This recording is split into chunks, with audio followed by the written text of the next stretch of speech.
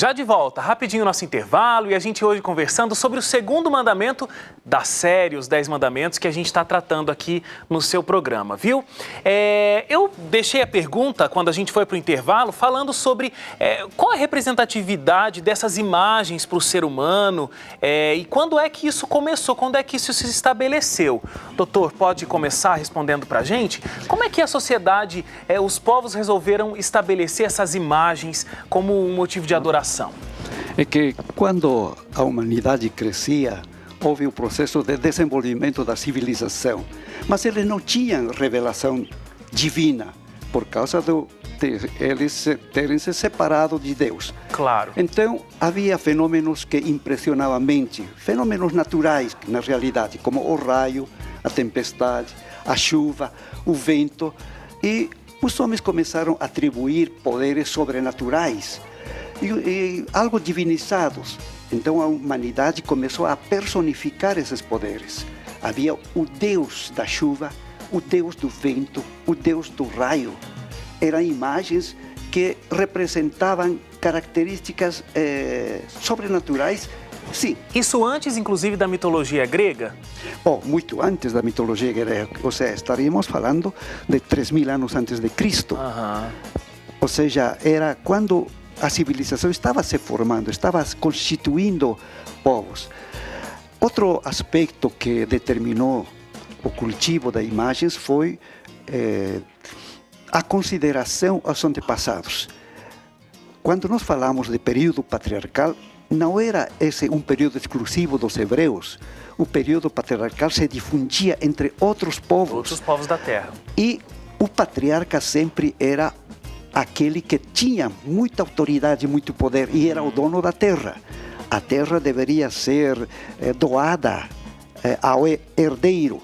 E quando era doado ao herdeiro e o patriarca falecia, então os herdeiros começavam a fazer lembrança do patriarca e começaram a fazer pequenas estatuetas, que na Bíblia tem o nome de terafins, e é traduzido na Bíblia como deuses do lar, mas era uma representação para o primeiro patriarca, não era lembrança. Um motivo de adoração. É que toda a lembrança de um antepassado, hoje modernamente, a fotografia do pai, da mãe, já inspira certo respeito, e esse respeito pode continuar sendo reverenciado e inclusive adorado, ou se não chegar a esse aspecto, mas sempre tem uma consideração, uma característica diferente, e até atribuir alguns poderes aos antepassados. Dessa maneira, então, surgiu uma grande quantidade de imagens que eram assim cultuadas, e Deus justamente colocou o segundo mandamento para evitar esse aspecto. A minha pergunta agora é a seguinte, tentando entender esse mandamento e tentando entender como a sociedade, de um modo geral, vê esse mandamento. Se está escrito claramente que não pode fazer nenhuma imagem, nem do que está em cima do céu, nem embaixo da terra, em lugar nenhum, Pastor Jairo, onde é que existe uma dificuldade de interpretação nisso, ou uma brecha nessa lei? Nós vivemos em um país místico, né? É um país multicultural, mas com uma religiosidade que se mistura. Por exemplo, nós temos muita influência das religiões africanas, que é uma religião mística. É um país essencialmente católico. O Brasil hoje é o maior país católico do mundo.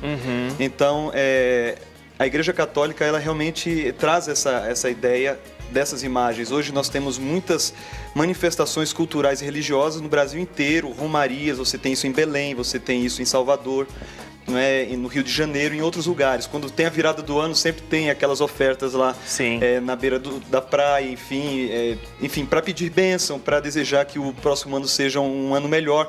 Então sempre tudo isso é associado a esse tipo de culto, né?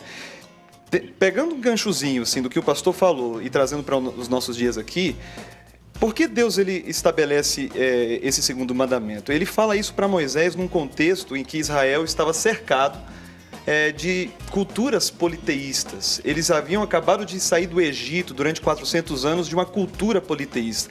Inclusive eu lembro de uma das aulas do Dr. Rubem, em que ele mencionou que cada uma das pragas apontava para um dos deuses ali do Egito. Então, as rãs, o Nilo, né? E assim vai. Só pastor, para quem não está acostumado com o termo, Certo. essa cultura politeísta, ou seja, eles tinham vários deuses diferentes. Isso. Então, quando Deus fala assim, olha, não farás para ti imagem, porque isso era uma prática tanto do Egito quanto de outros povos ali que eles iriam entrar em contato. Por exemplo, os filisteus mais adiante, que se tornou talvez um dos povos mais opositores a Israel, eles cultuavam a Dagon. Você tem os amonitas, os moabitas, povos que cultuavam, por exemplo, um deus de Moloque, que era representado por uma estátua e de metal, onde as pessoas colocavam algum tipo de brasa ou de madeira e incineravam isso. Então, imagina, metal e fogo, fica incandescente. E o culto a essas estátuas era assim, você trazer, em algumas ocasiões, crianças de peito e sendo colocar para ser oferecidas. sacrificadas, né? Então, quando Deus fala assim, olha, não faça isso, é porque o ato de você adorar uma imagem, na verdade, significa o seguinte, você colocar a criatura no lugar de Deus. Né? Porque tudo isso são representações, seja de uma árvore, do sol, que foi criado por Deus, do relâmpago, que foi Deus quem criou a natureza, enfim. Então, é essa inversão. Ao você adorar uma imagem, você está adorando a criatura no lugar do Criador. Né? Agora, qual é a diferença? Eu falei logo na abertura do programa, da estátua de Drummond, que está lá em Copacabana, como foi o nome do presidente que construiu Brasília? Juscelino, tem lá a estátua de Juscelino em Brasília, em alguns lugares. Qual a diferença dessas estátuas, dessas imagens, para essas que Deus pede que a gente não construa e não adore? Ou é a mesma coisa? Veja, Wagner, teologicamente, a interpretação do segundo mandamento dá controvérsia, principalmente para as pessoas que acham que os 10 mandamentos não vigoram mais. Porque o mandamento diz, não farás imagem de escultura de nada que está lá no céu, nem nada que está na terra. É uma interpretação absoluta, quer dizer que a gente não pode fazer nem imagem de Juscelino Kubitschek, nem de outra pessoa. Então, se interpreta dessa maneira, os 10 mandamentos seria simplesmente para um povo do passado, e hoje não vigora mais, porque nós não podemos viver nessa proibição. E aí, então, a gente tem que estudar, analisar mais o segundo mandamento. Diz assim, veja, nas traduções latinas está corretamente traduzida imagem de escultura.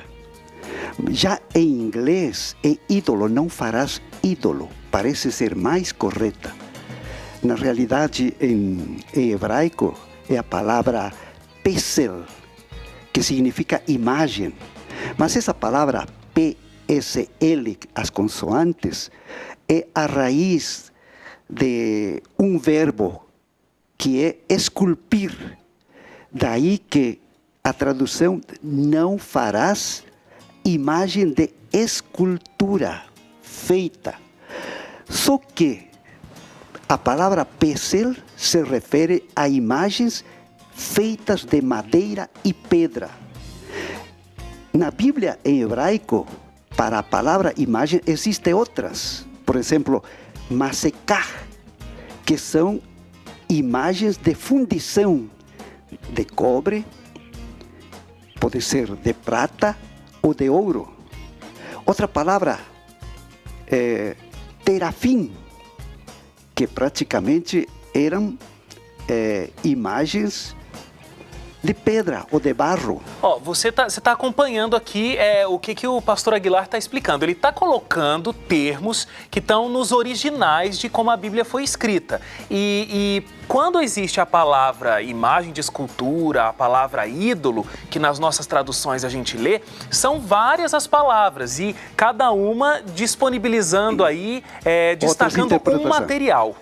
Destacando o material e características. Por exemplo, a palavra selem é a imagem que tipifica a estátua de Nabucodonosor. É uma imagem de tamanho monstruoso. E que são de vários materiais. Agora, quando em Éxodo capítulo 20, verso 4, diz imagem, não é nenhuma das outras palavras, mas é a palavra pesel. Então, A pesel que é? Que é imagem de madeira e pedra. Madeira e pedra. Quer dizer que o mandamento está indicando não fazer imagem de madeira e pedra, mas pode fazer imagem grande, grotesca, pode fazer imagem de fundição de metal. Inclusive, existe outra palavra, masecá, que é imagem representativa do sol. Veja o conflito para os estudiosos. O mandamento só se refere a uma proibição para não fazer imagem de madeira e pedra. Como não refere às outras palavras, é permissível fazer o outro. Vejamos, para entender o segundo mandamento, é que estão nos 3 versos, mas o verso 4 e 5 de Êxodo 20, há uma relação gramatical de dependência.